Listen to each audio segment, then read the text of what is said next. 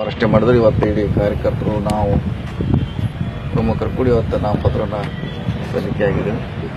ಇನ್ನೇನಿದ್ರು ಚುನಾವಣೆಗೆ ಪ್ರಾರಂಭ 20 ನಂತರ ಹೆಚ್ಚು ಕಮ್ಮಿ ಶುರುವಾಗುತ್ತೆ ಚುನಾವಣೆ. ಹೇಗಿದೆ ಸರ್ ವಾತಾವರಣ? ಇಲ್ಲಿ ಇರ್ಬೋದು, ರಾಜ್ಯದಲ್ಲಿ ಇರ್ಬೋದು. ಕಾಂಗ್ರೆಸ್ಸಿನ ಪರವಾಗಿ ಇಡೀ ಗಾಳಿ ಬೀಸ್ತಾ ಇದೆ. ಕಾಂಗ್ರೆಸ್ ಬರಬೇಕು ಮತ್ತೆ ರಾಜ್ಯದಲ್ಲಿ ಅಂತ ಜನ ಬಯಸ್ತಾ ಇದ್ದಾರೆ. ಮತ್ತು 4 ವರ್ಷಗಳ ಬಿಜೆಪಿ ಯಡಿಯೂರಪ್ಪ ಅವರ ಸರ್ಕಾರ, ಬೊಮ್ಮಾಯಿ ಸರ್ಕಾರ ನೋಡಿದ್ದಾರೆ. ಬರೀ ಭ್ರಷ್ಟಾಚಾರ, ಅಭಿವೃದ್ಧಿ ಇಲ್ಲ ಅಂತ ನಾವು ಅವನು ಎರಡೇ ವಿಷಯಗಳಿಟ್ಟು ಹೋರಾಟ ಮಾಡ್ತಿದ್ವಿ. ಈಗ ಅವರಲ್ಲೇ ಗೊಂದಲ ಆಗಿದೆ, ಇಡೀ ಪಕ್ಷದಲ್ಲೇ ಗೊಂದಲ ಆಗಿದೆ. ಅವರ ಜನರ ಅವ್ರ ವಿರುದ್ಧವಾಗಿ ಮಾತಾಡುವಂಥ ಪರಿಸ್ಥಿತಿ ನಿರ್ಮಾಣ ಆಗಿದೆ. ಈಗ ಅದರೊಂದು ಕೂಡ ಜನರಿಗೆ ಮತ್ತೊಂದು ವಿಷಯ ಎಕ್ಸ್ಟ್ರಾ ಸಿಕ್ಕಿದೆ ಚರ್ಚೆ ಮಾಡಲಿಕ್ಕೆ. ಸೊ ಅದು ಇಲ್ಲೇ ಕೂಡ ನಾವು ಗೆಲ್ತಾ ಇದ್ದೀವಿ. ಬಿಜೆಪಿ ಒಳ ಜಗಳ ಇಲ್ಲದೆ ನಾವು ಗೆಲ್ತಾ ಇದ್ದೀವಿ.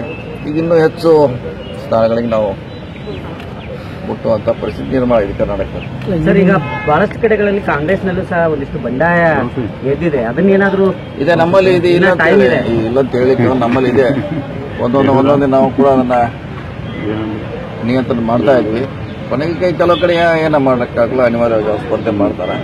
ಅದಕ್ಕಲ್ಲಿ ಅಭ್ಯರ್ಥಿಗಳು ನಮ್ಮ ಕಾರ್ಯಕರ್ತರು ಅದನ್ನ ಪ್ರಕಾಶ ಎತ್ಕೋಬೇಕು. ಅಶೋಕ್ ಪೂಜಾರಿ ಜೊತೆ ಮಾತುಕತೆ ಒಂದ್ಸಲ ಮಾಡಿದೀವಿ, ಇನ್ನೂ ಟೈಮ್ ಇದೆ. ಇವತ್ತು ಸಾಯಂಕಾಲ ಅಥವಾ ಮತ್ತೊಂದ್ಸರಿ ಮಾತಾಡಿ ಸರ್ ನಾಮಪತ್ರ ನಮ್ ನಾಳೆ ಇದೆ, ನಾಡ್ದು 20ಕ್ಕೆ ಕೊನೆ ದಿನ.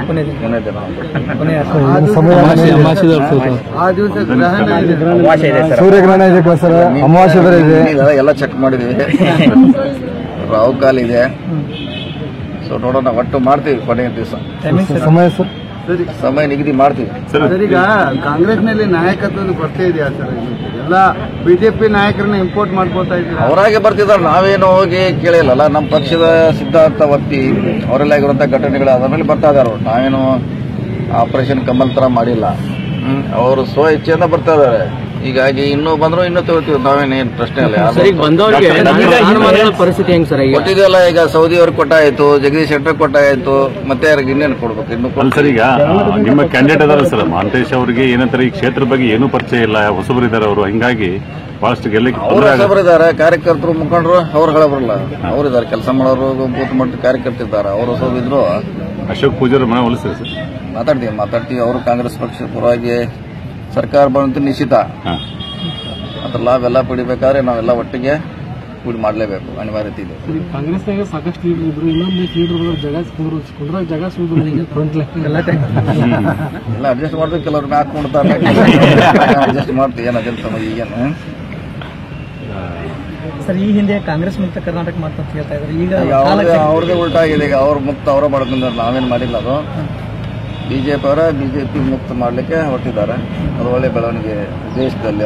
ಬೆಳಗಾವಿ ಜಿಲ್ಲೆಯಲ್ಲಿ 8 ಸೀಟ್ಗಳನ್ನ ತಾವು ಎಕ್ಸ್ಪೆಕ್ಟ್ ಮಾಡ್ತಾ ಇದ್ದೀರಿ ಸರ್? ಮುಂಚೆ 10 ಟಾರ್ಗೆಟ್ ಇತ್ತು, ಈಗ 12 ಅಂತಿ ಖಂಡಿತ ಗೆಲ್ತಿ. 12 ಟಾರ್ಗೆಟ್ ಅವರ ಈ ಗೊಂದಲ ಆಗೋದ್ರಿಂದ ಬಿಜೆಪಿಯಲ್ಲಿ ಇನ್ನೂ 2 ಸೀಟ್ಗೆ ಹೆಚ್ಚಿಗೆ ಗೆದ್ರು ಏನು ಆಶ್ಚರ್ಯ ಪಡೋಂಗಿಲ್ಲ. ಸರ್, ಈಗ ಎಂ.ರೆಡ್ಡಿ ನಿಮ್ಮ ಪ್ರತಿಸ್ಪರ್ಧಿ ಕೂಡ JDS ಸೇರ್ಪಡೆ ಆಗಿದೆ.